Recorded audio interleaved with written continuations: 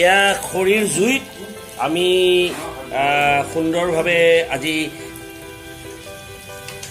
খাচী মাংস বনাম। আপোনালোকক দেখুৱাম কেনেকৈ আমি খাচী মাংস বনাম। এয়া জুই, এয়া পিঁয়াজ, নহৰু, আদা, জিৰা, জালুক এই সকলো দিলোঁ। এতিয়া আমি দিম ইয়াতে সুন্দৰভাৱে এই খাচীৰ মাংস। এইটো এটা মুছৰি মৰা খাচী। মুছৰি মৰা খাচী আপোনালোকে দেখা পাইছে, নিশ্চয় দেখা পাইছে। এটি সুন্দৰ মাংস। এই মাংসটো দিয়া হৈছে এই প্ৰায় 2.5 কেজি মাংস আমি বনাম আজি। এই 2.5 কেজি মাংস সুন্দৰভাৱে খৰিৰ জুইত বনাম। আজি দেওবাৰে আমি এনজয় কৰিম, কাৰণ প্ৰত্যেকটো দেওবাৰ আমাৰ অকণমান আমি জিৰণি লোৱাৰ সুযোগ পাওঁ। আৰু এই সুন্দৰ মাংস 2.5 কেজি মাংস আপোনালোকে নিশ্চয় দেখা পাইছে। সুন্দৰভাৱে এই মাংসৰ তেল, এইটো প্ৰায় 18 কেজি ওজনৰ এটা খাচী।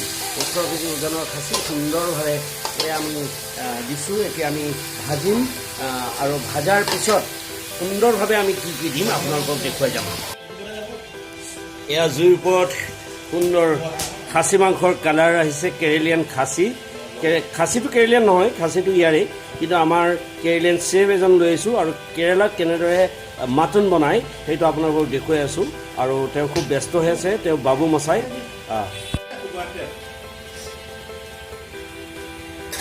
এয়া চাওক, পানী গৰম কৰিছোঁ আৰু সুন্দৰ এটা কালাৰ হৈছে।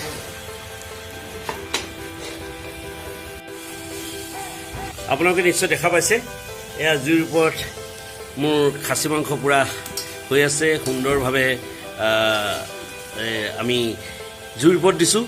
আৰু আজি আমি আপোনালোকক দেখাম মানে কেৰেলিয়ান ষ্টাইলত বনাইছে। কেৰেলিয়ান ষ্টাইল, কেৰেলা ষ্টাইলত বনাইছে আমাৰ বাবু মচাই।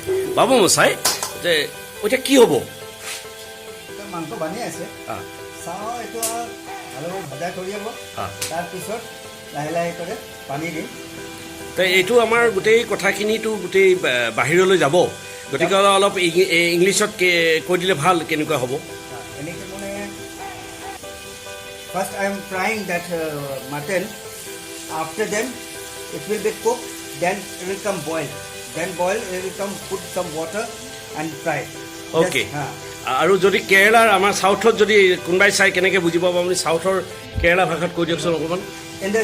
करी फ्राई பண்ணுவே फ्राई பண்ணிட்டு அப்போ நான் கொஞ்சம் வெல்லம் போட்டு அப்போ நான் நல்லா வந்து ஃப்ரை பண்ணி இன்னும் கொஞ்சம் வெல்லம் போட்டு কাঢ়ি আহোঁ। থেংক ইউ, ধন্যবাদ। তেওঁ 3টা ভাষাত কৈছে। এতিয়া কেৰেলিয়ান মাংস আমি বনাই আছোঁ, আপোনালোকক দেখুৱাই থাকিম কেনেকৈ আমি কেৰেলিয়ান মাংস বনাম। এয়া চাওক, সুন্দৰ খাচী মাংস কেৰেলিয়ান ষ্টাইল জুইত বনাইছোঁ।